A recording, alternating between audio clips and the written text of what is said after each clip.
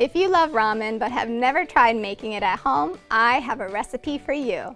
This recipe from our friends at Bell & Evans will only take you minutes versus hours to prepare. Start by baking chicken meatballs in the oven for about 30 minutes. Meanwhile, combine bone broth with miso paste, chili paste, ginger, garlic, and dried mushrooms. After simmering for about 15 minutes, remove the ginger and crushed garlic clove. Here's where the color comes in.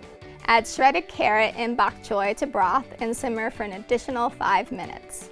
Now you're ready to put everything together. Divide broth between bowls already prepped with noodles and top with meatballs, egg, and garnishes. For more soup inspiration, check out our recipes on bigY.com. Until next time, be well.